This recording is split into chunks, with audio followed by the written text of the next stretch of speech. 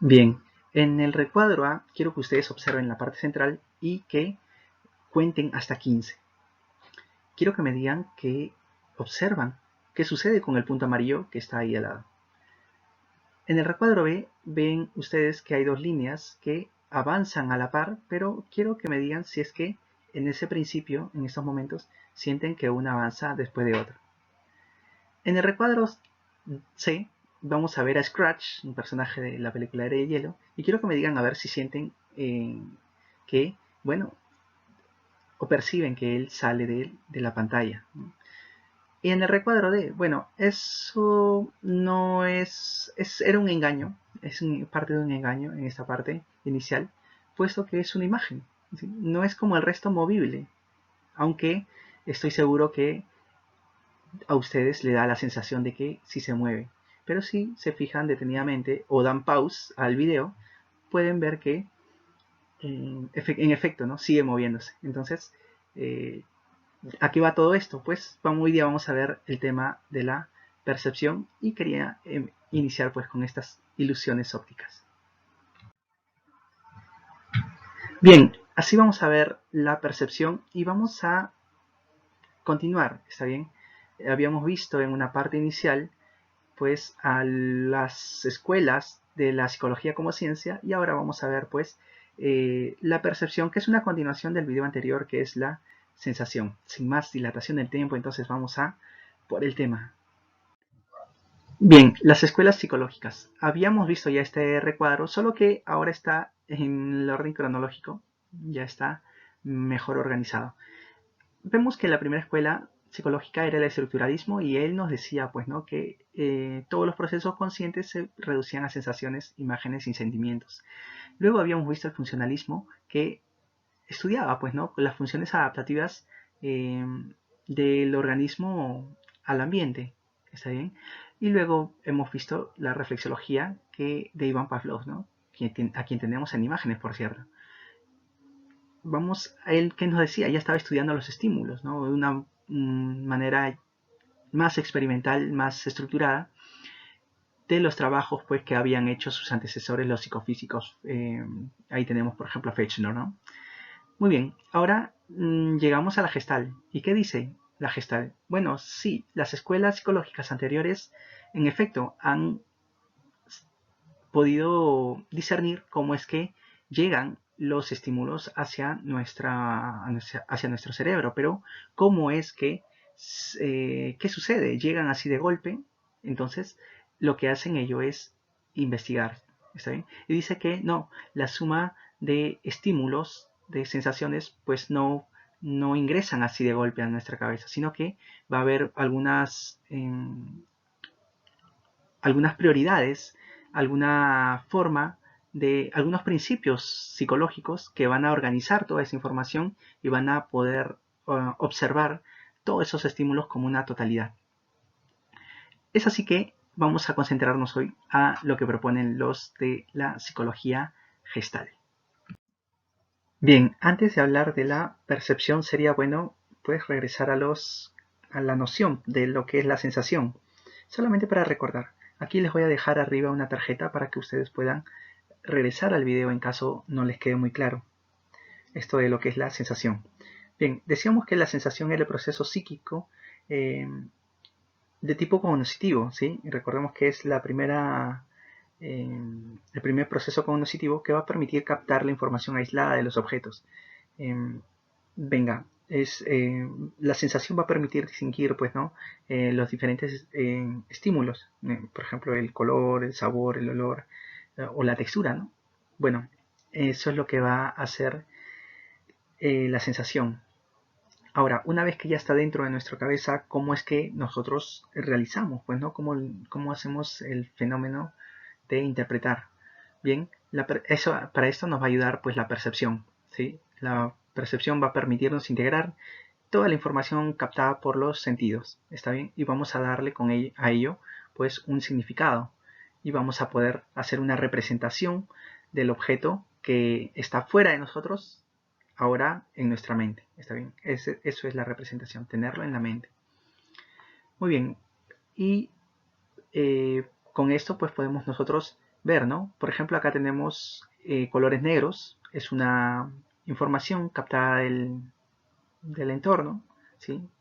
Vemos que hay cuadraditos, formas, captamos la forma, y luego también vemos que hay cuadraditos también de otro color. Entonces, eh, esto bien podrían ser informaciones aisladas, pero ¿cómo es que nosotros podemos entender que todos estos cuadraditos forman una letra, ¿no? Y cómo podemos nosotros entender que todo esto aquí dice gestal, ¿no? Entonces, eso es lo que va a hacer la percepción, ¿sí? A través de algunas leyes, ¿sí? Algunos principios vamos a poder ver cómo es que la mente gestiona toda la información y puede darnos una totalidad, tal como lo que significa la gestal. La, la percepción del conjunto excede la suma de las partes del mismo, destacando la importancia de lo que aporta el sujeto que percibe para la organización de los datos sensoriales. ¿Sí? Lo mismo que habíamos dicho hace un rato, ¿no? Bien, elementos del acto perceptual. ¿Sí? Hay que distinguir, ¿no? Dos. Eh, el acto perceptual es aquel que relaciona, pues, ¿no? Tenemos un sujeto que va a conocer, que es consciente.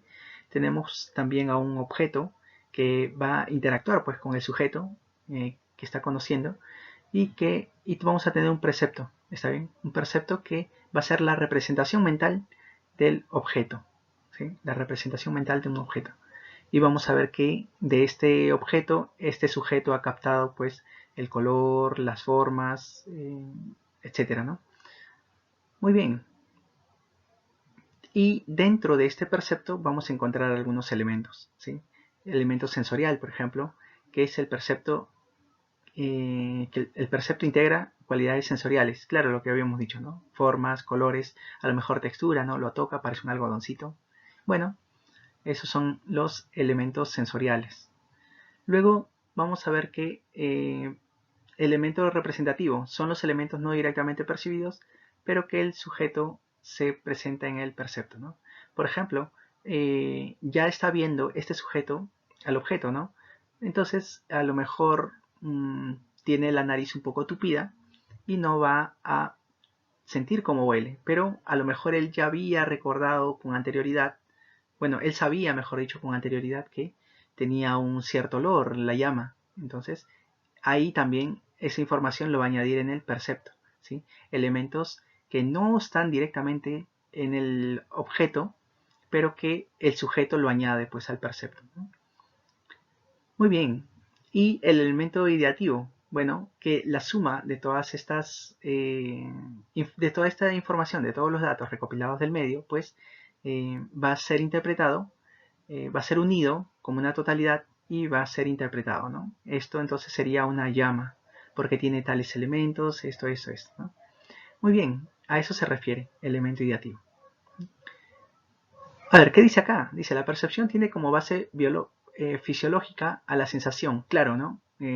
No puede haber percepción sin la sensación, y la sensación está relacionada pues a los sentidos, por ejemplo, al órgano de la visión, que es el ojo, el órgano del gustativo, ¿no? Del gusto, pues tenemos a la lengua, ¿no? Entonces, la base fisiológica de la percepción es la sensación y la base psicológica, pues, está determinada por la experiencia y el aprendizaje. No hay que olvidarnos esto.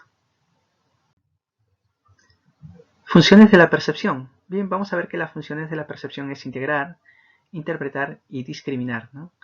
Integrar, porque va a reunir todos los datos sensoriales, ¿sí? Por ejemplo, estoy pues yo observando, ustedes por ejemplo están observando este video, ¿sí? Y están viendo imágenes, colores, formas, ¿sí? Y todo eso es por la vista, ¿está bien? Pero no solamente están ustedes observándolo, sino que están escuchándome. Entonces ahí vemos que hay otro dato sensorial. Y así pues seguro ustedes estarán escuchando también de fondo otra música, o a lo mejor por ahí en fondo escuchan que hay un perrito que se está moviendo, ladrando, en fin. Entonces son varios datos sensoriales. O a lo mejor están viendo y están comiendo algo, están degustando algo y sale otro olor, ¿no? Entonces, lo que va a hacer las funciones de la percepción es integrar, ¿no?, todo ello. Ahora, vamos a decir que es unimodal cuando solamente utilizamos un medio sensorial, ¿está bien? Por ejemplo, la vista, ¿no?, o solamente el olfato, ¿no? Por ejemplo, estamos cerrando nuestros ojos en nuestra cama y ¿qué sucede? Que empezamos a oler, ¿no? Empezamos a oler un rico olor a vainilla, pero característico ya de un queque. Entonces ya podemos saber, ¿no? O estás caminando por la calle y hueles a chocolatada. Entonces ya estamos captando solamente por el olfato. Entonces eso sería unimodal. Intermodal, pues cuando ya estamos enfrente de el vaso con chocolate, ¿no? Entonces vemos el olor, vemos cómo está la textura, percibimos cómo es la textura, podemos observarlo, ¿no? Entonces ya son formas distintas con las cuales nosotros contamos y podemos integrar toda esa información.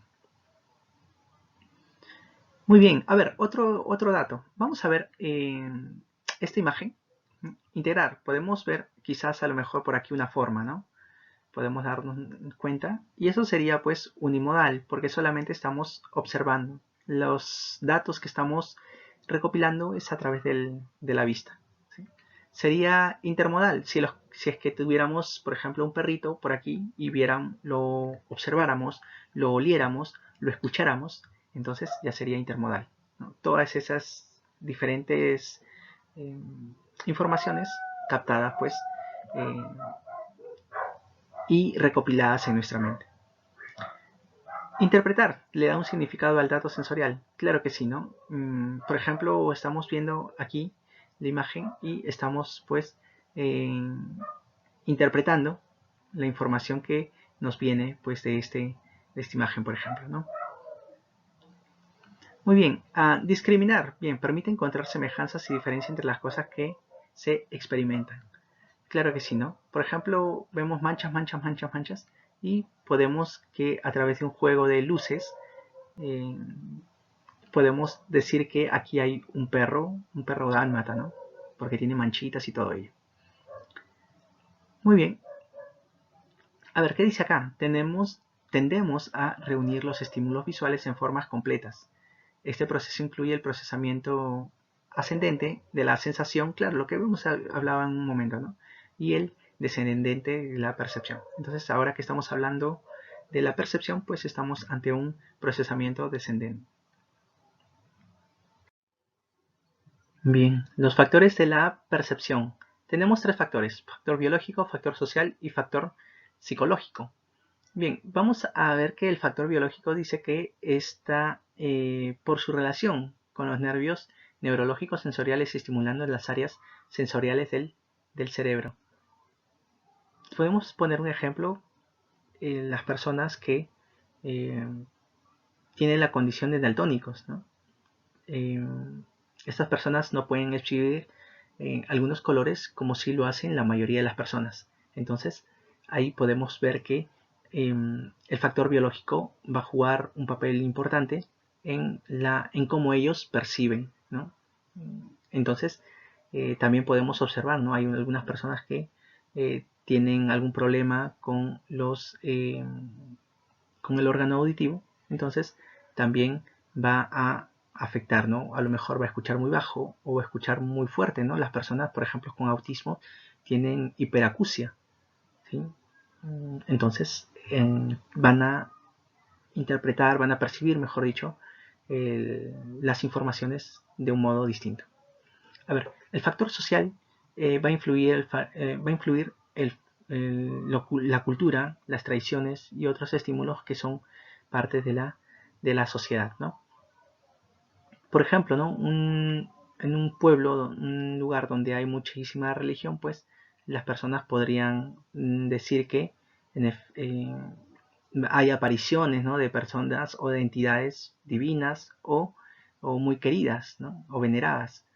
Y así podemos ver que esa señora, por ejemplo, cree que en la bandeja donde prepara pues sus alimentos, había una aparición de una virgen, ¿no? Entonces eso ya es un poco del factor social.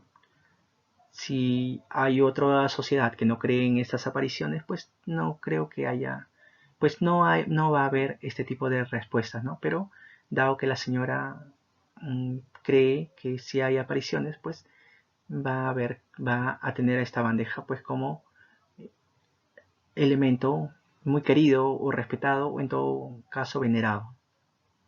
El factor psicológico, de acuerdo a la experiencia de la situación y la influencia del entorno. Claro, ¿no? Por ejemplo, están viendo una película de terror, no lo sé, y después pasa un viento frío por los pies, ¿no? Entonces algunas personas pues van a decir, no, uy, ha pasado un fantasma por acá, ¿no? Entonces el factor biológico pues va a hacer que ese estímulo del viento frío pues pueda ser interpretado por el sujeto y así pueda darle una interpretación, ¿no? Entonces va a jugar mucho el factor psicológico también. Bueno, lo que ustedes están viendo en la imagen es el fenómeno psicológico pareidolia, ¿sí?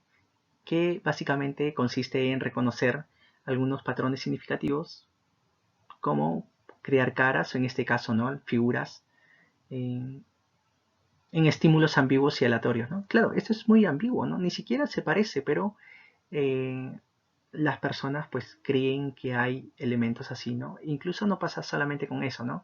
Con las llaves de los caños, pues parece que por ahí hay unas caritas y en otros tipos de objetos, ¿no? Y así podemos ver que este efecto de pareidolia pues es una mala percepción, ¿no? Es una percepción en sí, pero vamos a ver si es buena o mala. Una correcta percepción o una incorrecta percepción. Bien, factores psicológicos de la percepción. Vamos a ver que hay algunos principios organizativos de la percepción que fueron postulados pues, por los de la escuela Gestalt. Y va a ser la ley de articulación figura-fondo, ¿sí? O la ley de las totalidades perceptivas, la ley de agrupación, estímulos u organizaciones perceptiva, que vamos a ver el cierre, semejanza, proximidad y continuidad. Luego vamos a ver lo que es el reconocimiento de formas, una teoría más moderna, en la que vamos a ver la igualación en una plantilla patrón o modelo perceptivo, prototipos o geones, análisis de características o rasgos. Bien, ley de articulación figura-fondo. Bien, ¿qué quiere decirnos esto? Pues siempre que percibimos se organiza el campo perceptivo en objetos, figuras que sobresalen de un fondo, ¿no? De un contexto. Por ejemplo, si este rectángulo fuese nuestro fondo, pues esto resalta, ¿no? Resalta, entonces esto es una figura para nosotros y esto también vendría a ser otra figura. Y en general, ¿no? Ahí vemos bastantes figuras siempre y cuando ignoremos pues la parte, eh, el resto, ¿no? Y sucede similar con esto, ¿no? Por ejemplo, ustedes que observan, ¿ven angelitos o ven diablitos? Y eso va a depender mucho, ¿no? De la figura y del fondo. Si ustedes ven, por ejemplo, los diablitos, los demonios, van a tener por fondo a estas partes blancas, ¿no? Y si ustedes ven a los angelitos, pues van a ver como fondo pues a las partes oscuras. Y es así, ¿no? Aquí hay una figura fondo, pero que es recíproco, porque tanto el fondo es una figura y la figura también puede ser un fondo, ¿no? De acuerdo a la perspectiva como lo observamos. Pero hay casos donde solamente vamos a ver una sola dirección, fondo y figura. Tal como les había dicho al inicio, ¿no? El rectángulo es el fondo y porque solamente vamos a reconocer estas figuras. Y se acabó. Muy bien, vamos a ver. La distinción entre figura y fondo concierne a todos nuestros sentidos, ¿sí? Podemos distinguir un solo de violín contra el fondo de una orquesta sinfónica, por ejemplo. Claro, por ejemplo, estamos escuchando una clase eh, a pesar de que hay otros compañeros que están hablando o en todo caso en un patio el patio del colegio pues están haciendo ruido, ¿no? Los otros compañeros. Entonces podemos nosotros hacer esto, ¿no? Esta distinción de figura-fondo.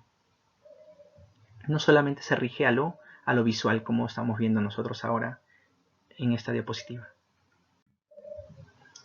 Bien, la ley de totalidades perceptivas, vamos a ver, está basada en el principio de organización de elementos que componen una experiencia perceptiva, la pregnancia. Según este principio, siempre percibimos los elementos como unidades significativas y coherentes, gestal. Rigen un criterio de simplicidad, que el cerebro prefiere las formas integradas, completas y estables. Claro, ¿no? Por ejemplo, nosotros observamos esta imagen y a lo mejor no podríamos hacer pues, ¿no? una discriminación de partes, ¿no? Sino que tendemos a ver como la mayor forma posible, ¿está bien? Como nuestro cerebro más fácilmente puede interpretarlo. Y es así, por eso dice que podemos nosotros ver el rombo, que ver, por ejemplo, tal como nos dice aquí en esta nube, que hay dos K, ¿no? Aquí hay una K y aquí está la otra K invertida. O M, ¿no? Aquí hay una M y acá hay otra M. Entonces no hemos visto así, sino que hemos visto la forma más simple, ¿sí? La forma más integrada, ¿está bien? Que una a todas estas líneas.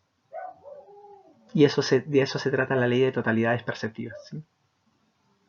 Simplicidad es la clave aquí en esta ley de totalidades perceptivas. También se le conoce como principios holísticos, ¿sí? Si en caso alguna vez le preguntan. Leyes de agrupación de estímulos u organización perceptiva. Bien, vamos a ver las leyes que habíamos comentado en el esquema: semejanza, proximidad, cierre y continuidad.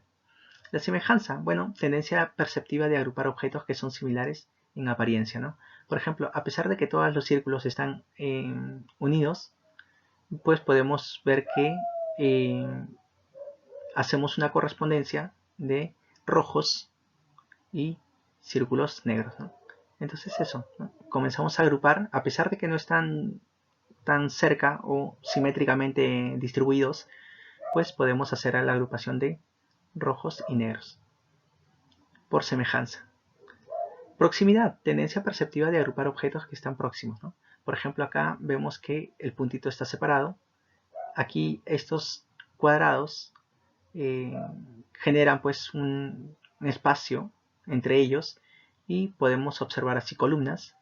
Sin embargo, cuando el espacio se convierte de manera horizontal, ¿sí? Acá ya no vemos columnas, sino que vemos filas. Entonces, eso es por la proximidad, tendemos nosotros a agruparlos. El cierre, tendencia de percibir objetos o partes de los mismos que no están presentes, pero completan, cierran una figura. De esta manera, acaba lo indefinido con información ya conocida por el perceptor, ¿sí? Acá juega muy en cuenta la memoria, ¿está bien? Por ejemplo, ¿qué nos viene a la mente esto? Pues un bote de pintura, ¿sí? La pintura está chorreando y por acá también hay pintura esparcida. ¿Esto qué sería? Pues no decimos que hay manchas negras, ¿no? Sino que lo observamos como todos, como un todo, y esto pues es un panda. Entonces, con las formas, a pesar de que no hay líneas que completen, como ven acá en la cabeza, podemos nosotros cerrar, ¿no? Completar la figura. Y continuidad, tendencia perceptiva de dar continuidad a figuras discontinuadas con el propósito de percibir una totalidad. Claro, ¿no? Acá vemos círculos, círculos, círculos, círculos, círculos, pero en nuestra mente vemos que hay un recorrido, ¿no? Que podemos nosotros observarlo no sé, vamos a decir que es el símbolo infinito, como el símbolo infinito, ¿no? Y que está yendo de esta manera. A ver, ¿qué dice aquí en la nube? Recuerda que figura es el objeto que se percibe como separado del fondo. Ah, lo que habíamos dicho en la ley de fondo y forma, ¿no? Bien, ahora vamos a ver el reconocimiento de formas según la teoría cognitiva moderna, ¿no? ¿Qué es el reconocimiento de forma? Bueno, la tendencia de percibir objetos estables, invariantes, pese a los cambios de información sensorial que recibimos. Claro, vamos a ver, por ejemplo, la primera, ¿no? Igualación a una plantilla, patrón o modelo. En nuestra mente dice que tenemos algunas plantillas, ¿está bien? Por ejemplo, nosotros desde pequeños hemos aprendido a escribir, ¿no? Pero, y hemos visto, por ejemplo, la letra A. Ya con el tiempo nosotros hemos visto diferentes modos de A, ¿no? A con algunas líneas, otras A más redondeadas, otras A mayúsculas, otras minúsculas. E incluso cuando estamos por la calle y vemos los grafitis, ¿no? Los grafitis no es que tengan las letras uniforme tal como los aprendemos pues en los centros educativos, sino que son tipografías más artísticas y poco ortodoxas, vamos a decir así, ¿no? De lo que nos han enseñado en esos centros de instrucciones. Entonces, pero en nuestra mente sabemos que esa es una A, tenemos ya las referencias de que eso sería una letra A, ¿no? Entonces tenemos en nuestra mente plantillas que luego vamos a relacionarlos pues y poder hacer de modo más rápido pues el proceso de interpretación. Ahora, prototipos o geones. Bien, esto dice que tenemos nosotros en nuestra mente pues algunas decenas de formas sólidos geométricos que posteriormente pues vamos nosotros a combinarlos para poder realizar representaciones, ¿no? Por ejemplo, esta imagen, ¿no? Mira, tenemos el geón 1, 2, 3, 4, 5 y con esos geones pues podemos nosotros observar los objetos, ¿no? Y por eso que cuando nosotros nos movemos un poquito ya podemos conservar, ¿no? estas imágenes, ¿no? Podemos saber que están en efecto, ¿no? Y en nuestra mente también le damos este modelado 3D, este volumen, lo vemos con volumen. Muy bien, y de eso se trata. A ver, análisis de características o rasgos. Bien, vamos a ver que dice, descomponen las formas de los objetos en rasgos o características de manera de líneas. Muy bien, claro, sobre todo para lo que respecta a lo espacial, ¿está bien? Por ejemplo, vemos unas formas, ¿sí? Vamos a observar cualquier parte del sitio donde nos encontremos y vamos a ver líneas. ¿Y eso qué sucede? Que las líneas nos van a decir pues algunas características de cómo se componen las cosas. ¿Está bien? Y esas líneas, esas direcciones, pues ya las tenemos nosotros interiorizadas en nuestra mente, de modo que podemos nosotros también recuperarlas fácilmente y poder pues realizar la interpretación tal como se debe. Entonces, de eso se trata, ¿no? Descomponen las formas de los objetos en rasgos o características a manera de líneas, ¿no? Bien, vamos a hablar ahora de las constancias perceptuales. Tenemos 4. Constancia de tamaño, constancia de forma, constancia de brillantez y constancia de color. La constancia de tamaño, bueno, que vamos a observar a una persona, ¿sí? Por ejemplo, tu mamá que llega del mercado y viene a lo lejos, ¿no? Como está lejos, nosotros la podemos observar muy pequeña, ¿sí? Pero nuestra mente sabe que ella no es que se haya reducido, sino que ella conserva su tamaño, conserva su estatura, pero que está lejos, ¿no? Así la vea pequeña. Entonces, esa es la constancia de tamaño, ¿sí? Que es constante el tamaño del objeto a pesar de la distancia. Muy bien. De constancia de forma, bueno, tendencia a ver un objeto como de la misma forma, no importa el ángulo en el que se ve. Claro, por ejemplo, ustedes me están viendo desde un dispositivo. Entonces, si ustedes mueven la cabeza a un lado, unos 10 centímetros, pues van a observar que la perspectiva con la que observaban ha variado. Ahora, si ustedes continúan más y más y más, pues a lo mejor ya no ven un rectángulo, ¿no? Que es la forma de la pantalla, sino que ya ha cambiado, ¿no? Que es ahora un trapezoide o un trapecio. Pero en el fondo nosotros sabemos que la forma no ha cambiado. ¿Está bien? Entonces, eso es la constancia de forma. ¿Está bien? Que a pesar de que el ángulo o la perspectiva cambie, nosotros vamos a saber que no ha cambiado de forma aquel objeto que estamos observando. De brillantez, bueno, a ver, el brillo, vamos a definir el brillo. El brillo es aquel reflejo o aquella emisión de luz que emite un cuerpo, ¿no? Por ejemplo, tenemos esta tabla de ajedrez y podemos pues observar que, bueno, lo observamos aquí, que por ejemplo, este cuadrado, ¿sí? Que de esta tabla de ajedrez, este cuadrado, pues se ve afectado por la sombra de estos peones o de estas fichas. Entonces, no quiere decir nosotros, no interpretamos como que ha sufrido pues un cambio de color, ¿no? Sino que en el fondo sabemos que el reflejo, ¿sí? Que no ha cambiado, ¿sí? A ver, de que el color se mantiene, ¿está bien? A pesar de que ahora lo vemos bajo los efectos de la penumbra o de la sombra que ofrece estas fichas. Y eso se trata de constancia de brillantez, ¿está bien? Claro, y la constancia de color, bueno, está en relación, ¿no? Por ejemplo, este cuadrado que está afectado pues, por la sombra, no decimos que ha cambiado de color, ¿no? Tal como lo hace este cuadrado, ¿no? Entonces, aún conservamos o decimos que el color pues se mantiene, que no ha cambiado, a pesar de las diferentes situaciones en las cuales se encuentran ambos. Esa es la diferencia o esa es la constancia perceptual. Uno, que es el brillo, ¿no? Por ejemplo, me imagino una hoja bond, ¿sí?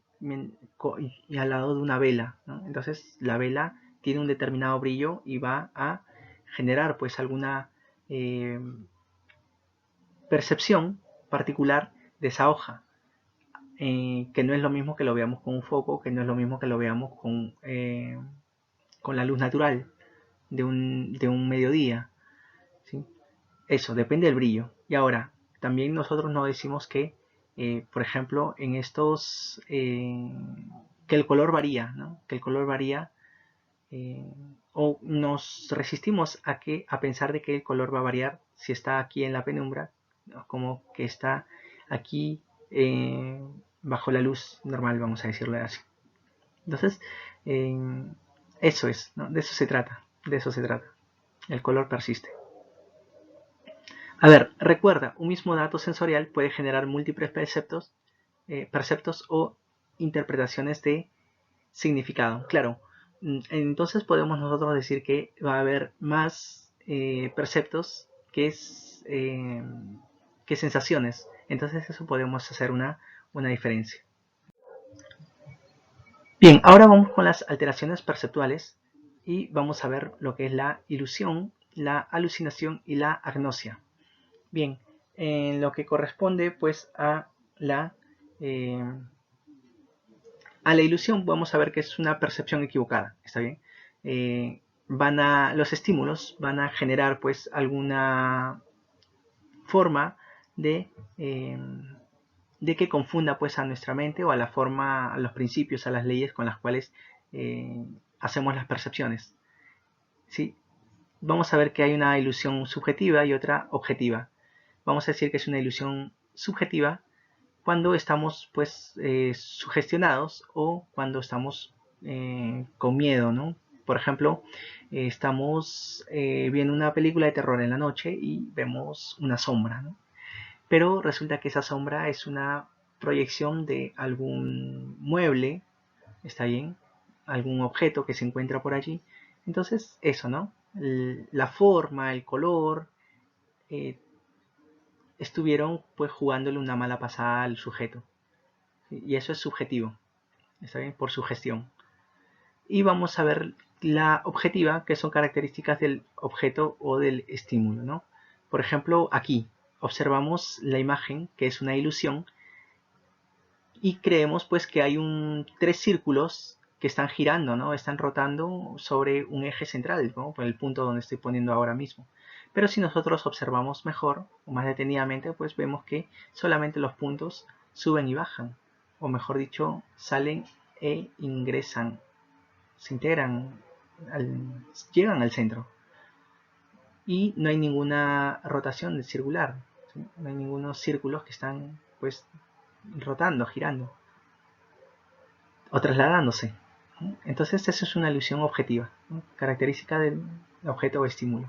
Bien, dentro de las ilusiones podemos hablar también de las ilusiones ópticas, ¿no? Que se caracterizan por ser imágenes percibidas visualmente, claro, porque son ópticas, ¿no? Visualmente, que difieren de la realidad objetiva. Entonces decimos que todas las ilusiones ópticas pues son objetivas. Bien, tenemos ahora lo que es la alucinación. Y la alucinación pues es una falsa percepción, ¿está bien? Es un estado alterado de la conciencia, ¿sí?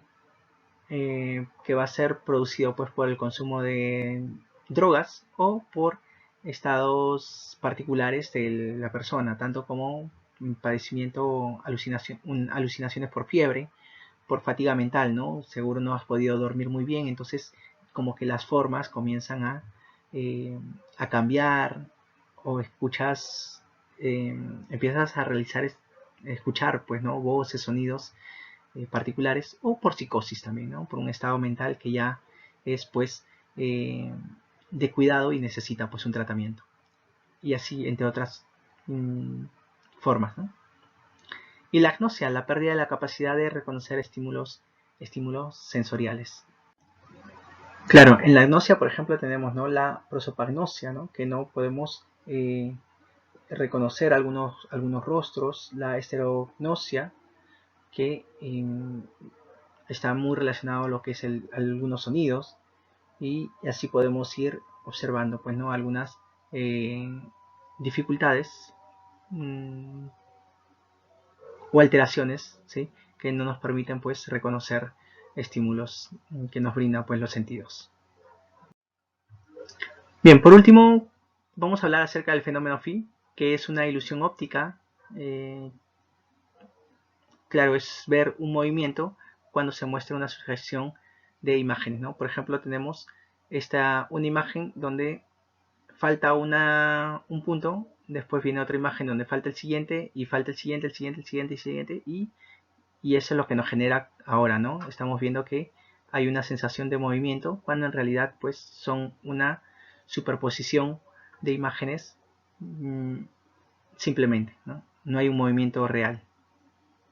Y ese es el fenómeno phi, ¿no? Donde también lo vemos, por ejemplo, en las luces de Navidad, ¿no? Por ejemplo, hay algunas bombillitas, algunas de esas lunas, o de esas luces, perdón, que se apagan, ¿no? Y vamos a ver que a lo mejor da una sensación de cascada o cosas por el estilo. Bien, sin hacer más largo este video, es todo lo que tenemos por compartir. Me despido, goodbye.